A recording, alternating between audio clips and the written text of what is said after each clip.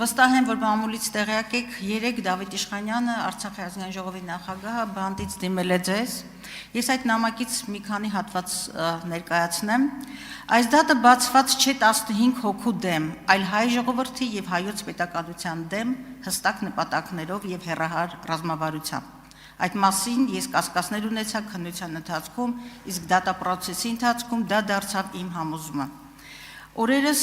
ուրեմն բանտում բնականաբար թե պարոն Իշխանյանի եւ նաեւ ուրիշ քաղբանտարկյալների այցելել է Ադրբեջանի մարդու իրավունքների պաշտպան Սաբինա Ալիևան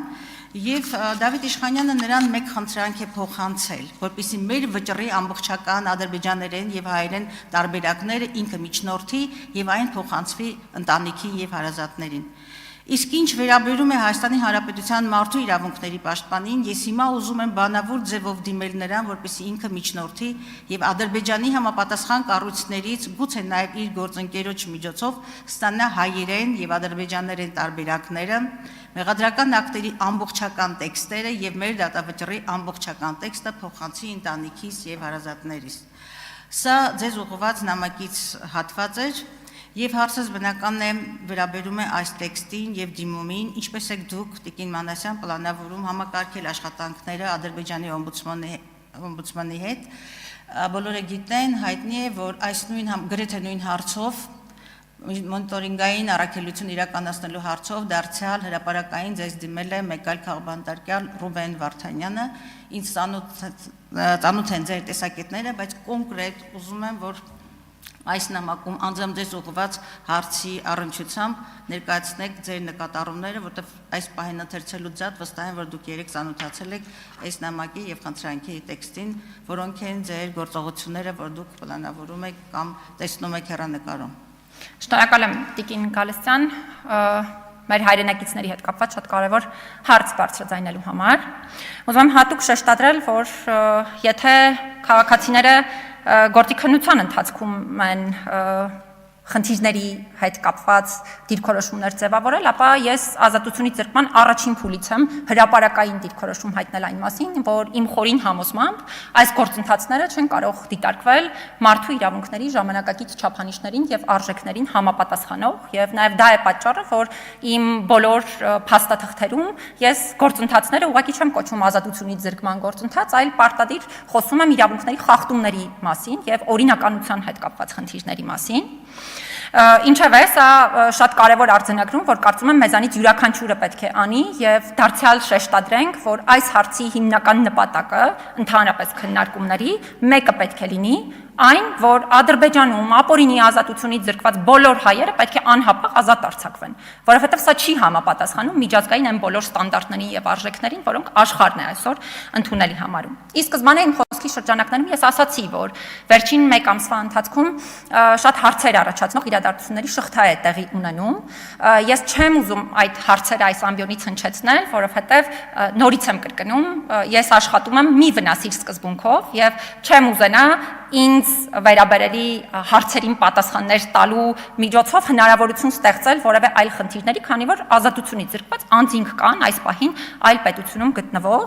բայց կանդրադառնամ 1-2 կարևոր հանգամանքի։ Ինչ վերաբերում է ոչ միայն դատական ակտերի տրամադրմանը, ինչ վերաբերում է վատ վերաբերմունքի կանխարգելմանը, ինչ վերաբերում է իրավունքների պաշտպանության երաշխիքների հետ կապված հարցերին, ապա այս հարցերով մենք նոր չէ որ զբաղվում ենք։ Այս հարցերով մեր հաստատությունը զբաղվել է ի սկզբանե, ընդ որում մի շարք քաղաքացիներից կամ նրանց ավելի ճիշտ ընտանիքների անդամներից մենք ունեցել ենք դիմումներ, բայց մյուսներից, հատկապես մասնավորապես ձեր կողմից նշած մեր հարգարժան քաղաքացիներից մենք նրանց ընտանիքներից ի նկատի ունեմ, մենք չենք ունեցել դիմումներ եւ իմ սեփական նախաձեռնությամբ ենք այս բոլոր հարցերով զբաղվել։ Չկա մի միջազգային հարթակ, որտեղ այս հարցը իմ կողմից բարձրաձայնված չլինի։ Ուզում եմ հատուկ շեշտադրել, որ ես հիմա չեմ կարող մանրամասներ ներկայացնել այդ մանրամասն հաղորդակցություններից, եւ դետալային տեղեկատվություն, որովհետեւ մենք կոնկրետ իրավիճակում ենք, ընտրում եւ հասկանում, թե որ մարմնի միջոցով մեր հաղորդակցությունը ընդհանրապես կարող է որևէ առումով արդյունավետ լինել եւ խնդիր լուծել, որովհետեւ մի բան է ուղղակի անել գործողություն, մի բան է ենթադրել դու գործողության արդյունքում ինչ արդյունք ես ունենալու։ Արդյունքը լինելու է իրավունքը երաշխավորելը, թե արդյունքը լինելու է որևէ այլ դերակատարի համար լրիվ այլ բան ապահովելը։ Հետևաբար այս տեսանկյունից նկատի ունեցեք, խնդիրներով մենք զբաղվում ենք, բայց ես այս համատեքստում հրապարակային տեղեկատվություն մանրամասն այս պահին չեմ կարող ներկայացնել։ Արձագանք։ Տիկին Մանասյան, բնականաբար ես հետևում եմ ձեր գործունեությանը, հրապարակային գործունեությանը եւ առավել եւս սրտացավ եմ Բաքվի բանտերում կեղեքվող մեր հայրենակիցների ճակատագրով, ընդ որում Հայաստանի Հանրապետության քաղաքացիներ, որի պաշտպանությունը Հայաստանի Հանրապետության ներքո է եւ բնականաբար ներառյալ ՄԻՊ-ի ներքո։ Այստեղ ձեր հնչեցրած բոլոր գնահատականները, որոնք հայտարարությունների տեսք են ունեցել, ձեր բանավոր եւ այլ խոսքերում շատ եմ հանդիպել, ընդ որում մի քանի գնահատականներ կա, որոնք հաճելի է անդադ բարձրաձայնել, ինչպես ապօրինի բանտարկությունը եւ այլն կեղեքումներ, բաներ, դրանք հրաշալի է, բայց կոնկրետ կներեք խոսքից եւ հայտարարություններից այն կողմ մենք որևէ արդյունք չունենք։ Ես հիմա ձեզ բարձրացնում եմ այն մասին,